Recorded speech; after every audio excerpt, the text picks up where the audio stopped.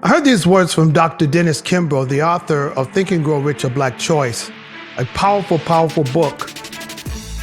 He told a story, but before he told a story, he said, it has been said that as a man thinketh, so is he. Or as the scripture says, as a man thinketh in his heart, so is he. But then he said, he added a different wrinkle to it. He said, as a man is, so he thinks.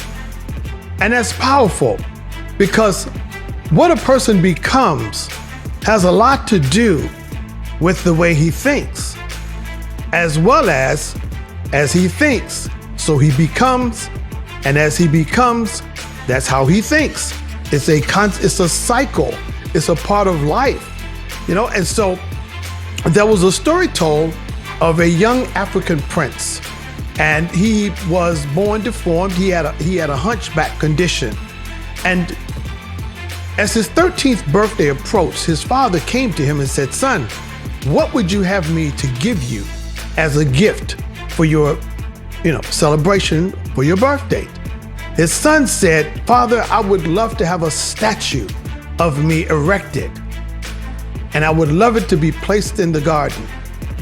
The king was horrified at the thought of a statue of his deformed, hunchback son, who would be the future ruler of their nation, with a statue for people to pass by and mock and ridicule him.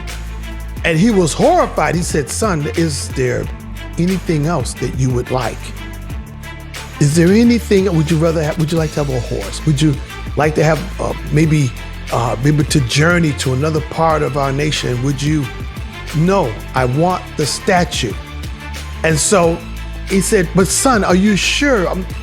People are gonna make fun of you." And the son said, No, Father, you misunderstand me." He said, "I don't want the statue to be of me as I am. I want it to be a statue of me as I stand erect. I want it to be a statue of me when I'm at my maximum height, with a very handsome and formidable physique. That's the statue I desire, with my face, but an amazing resemblance to an ideal physical specimen." And the father, he said, he relented. He had the statue commissioned. It was built. He put it into the garden. Each and every day, 3 times a day, his son would go out to that garden, and he would stand before that statue. Every day he would just stare at it. And while he was staring at that statue, he would try to contort his body to stand erect. Every day he's looking at this statue, and he's thinking on this statue, and he's envisioning becoming what he's looking at. On the eve of his 21st birthday, the day before, he'd gone out, and his body had already begun to change. But on the morning of his 21st birthday, he got up, he went out into the garden, and for the first time, he stood looking at the statue eye to eye. He had been metamorphosized. He had been changed. He had been transformed into that which he was looking at. He had been transformed into what he'd been thinking and focusing his mind on. He put his energy on it, and he became what he focused on. My question to you is, what are you focusing on? What are you looking at? What are you seeing? What goal, what vision, and what statue have you placed before your eye, the eyes of your mind? What have you placed there that you can set a target upon to see yourself in the image of what you have set before your eyes?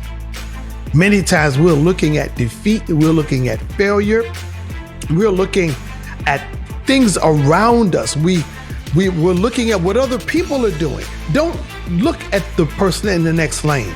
If you're running a race, run your race in your lane. If you're building, don't look at how fast someone else is building or how slowly and methodical someone else is building.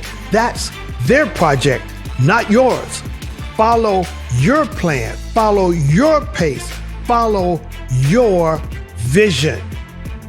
What are you thinking? What are you seeing? What are you looking at around you? What have you planted in front of you? Who do you see yourself as? How do you see yourself? Why do you see yourself? These are questions I put before you for you to consider as you build, as you enhance, as you enlarge and expand who you are into who you envision yourself to be. This has been your wow moment from the Well of Wisdom. Have a blessed and amazing day. God bless.